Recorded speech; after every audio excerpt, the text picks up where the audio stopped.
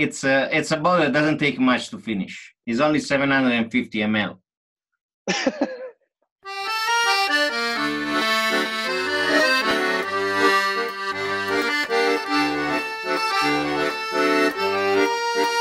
Welcome, Wine Merchants team, to episode number 4 of Apericena, featuring Stefano and Alex. Today, we're going to be talking about one of my favorite regions of Italy, Tuscany. We've got a lot of great wines from Tuscany and central Italy in our portfolio. We're going to focus on just 2 today. We're going to lead off with talking about Via Cafaggio. Stefano, you want to give us a little rundown of the golden bowl? Yeah, the golden shell. Yes, that's golden shell. Okay. Yes, my translation was off. Conca d'oro. It's exactly the aspect of the Chianti Classico. It's like a shell, and we call it as a conca. Cafaggio is in the heart of it, and Cafaggio is an estate that goes back 500-600 years. So that's the really most important thing, is the history of this winery. It was part of the church. It was run by the monk. The original of the name actually referred to a property that was surrounded by walls, so like a clos in French. That's pretty much how Cafaggio was referred. The name Cafao, I think from Latin. Cafaggio that's where it comes from. And my Latin's a little rusty. I'm sorry. Well, I do only at night when I pray, but otherwise I don't use it. Praying in Latin is more effective. I'll leave the things on the label here. We talk about the history of Cafaggio with the church. If you see the label, those dots, so those dots are used in the document by the church. One thing I like, that's very important to me about Cafaggio, respect to other Chianti, is that it's 100% Sangiovese. Because Sangiovese is for them was important, and I believe that Sangiovese is probably the most important things that Tuscany in the wine has. Because Sangiovese is like Cabernet to California, is like Pinot Noir to Burgundy. And I've been really impressed with this wine. I've got some 2016 Cafaggio single estate in my glass. Now this is it's not considered Chianti Classico per se, even though it's all their estate fruit. Why is that? Well, this is the younger vine. So when they replant, of course, there is a certain time that you gotta wait, right? So the single estate is the part that gets replanted, and so you get the 8, 9, 10 years old vine into that wine. It's got a lot of those savory dried herbs that you expect from Chianti. Nice red fruit, but the tannins aren't too high. The acidity is great. It's an awesome food wine, and especially for the price, I think it's spectacular. I think Chianti is a solid wine and important wine of Italy. Was mistreated for many years. This Chianti was always like, oh man, the basket we was a weaker basket or whatever it's called, that we call fiasco in Italy. But actually, the Chianti is actually one of the best wine that you can get out of Italy. So Cafaggio has been a part of Wine Merchants for a really long time. Yeah.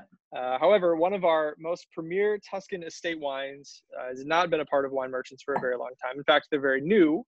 They are Argiano, producer that's located right in the heart of Brunello di Montalcino, which is focused on another clone of Sangiovese along with other wines.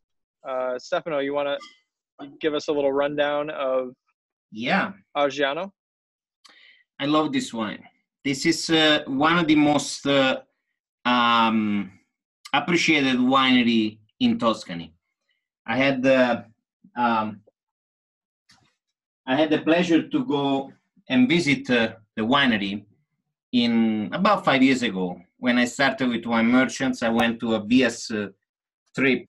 Argiano, it's another property that goes back 400 or 500 years. One of the first property, one of the biggest standing house, Casale, in Tuscany. Why Argiano is so important? Because first of all, they make good wine. Their major things was to change completely the way of working the wine in the vineyard. The vine need to survive, need to work their own. You cannot help the vine. To feed the vine, that vine has to go and look for water, mineral, and things. So when we were there, they actually had a new planting, a new vineyard that was planted. And the guy that was planting it, he planted all by himself, and he planted with every roots was planted with fungus. And this fungus actually protect the roots from phylloxera and create a network. So imagine to have like an internet, right? So everybody can use the same water location. So sure, no vine is left behind. So in my glass, I have the remnants of a glass of non confunditur, which is Latin for, not to be confused, which is emblazoned on the head of their winery. Yeah, explain a little bit about what that philosophy is all about. Very important, because they are the house of the first Super Toscan in Brunello di Montalcino.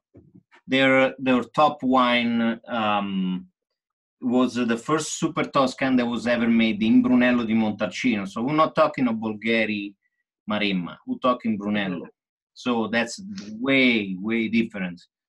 Because think of, if I have a Brunello di Montalcino, why I want to make a Super Toscan?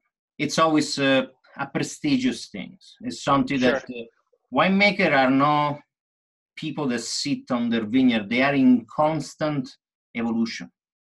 It's mostly Cabernet Sauvignon and Merlot. There's a little bit of Sangiovese or Brunello, I suppose, blended into this. But really nice and fresh, bright red fruit, but it's got this sort of dry, dusty, chocolatey note that's really appealing and really delicious. I love the acidity on that wine. Yeah, you got the old style, but made in a way that it's really more of a clean and appealing to the palate. That's really, right.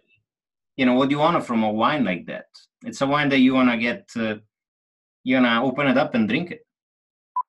Thanks for watching, Wine Merchants team. That's all we have for today. Continue to go out there and sell Tuscan wine as best you can. Cheers and ciao. Sell Italian wine, sell all the wine, sell the good wine. Thank you for what you're doing. And I'll see you next time.